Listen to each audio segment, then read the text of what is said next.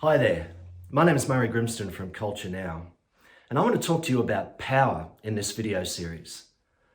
The power of culture. The power of culture to drive the motivation of your workforce and to direct that motivation towards the achievement of purposeful key results that deliver your strategic plan. This will be the first in a series, and I want to ask you, what is our most precious resource? Many say it's time. Now, time is made up of multiple futures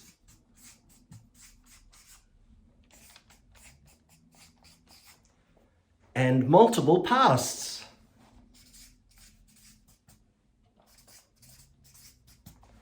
But of course, only one present moment.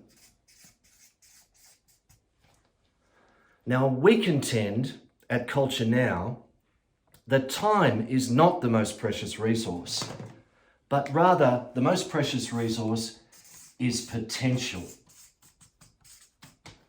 Are you tapping the potential of the culture of your organization to deliver your key results? So we recognize the potential in the future. That's where we deliver and develop our strategic plan and present it in the present moment. But there's also potential in the past. And I'd like to share with you something in my past that will carry us through our video series.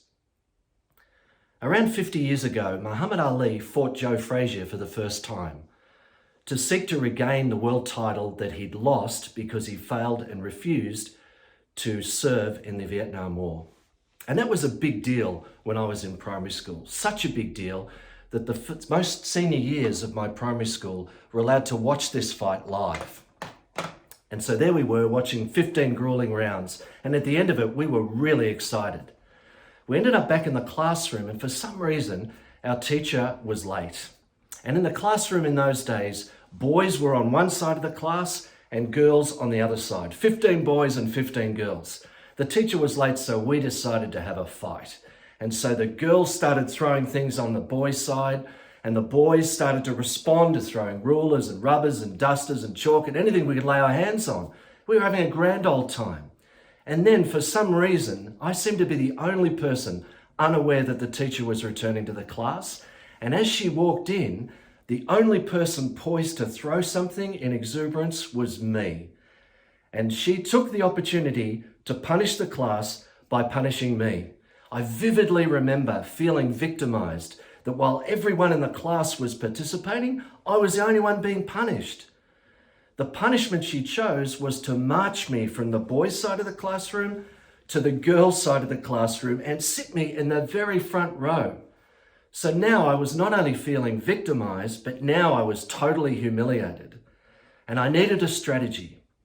And then that day, the strategy I chose to be in the present moment, to find the potential within it. And for the first time in my life, I was going to concentrate on every single word that the teacher was going to teach that day. And the teacher walked up to the blackboard and she took the chalk in her hand and she proceeded to draw a dot in the middle of the board. Look forward to seeing you next time when I explain what happened.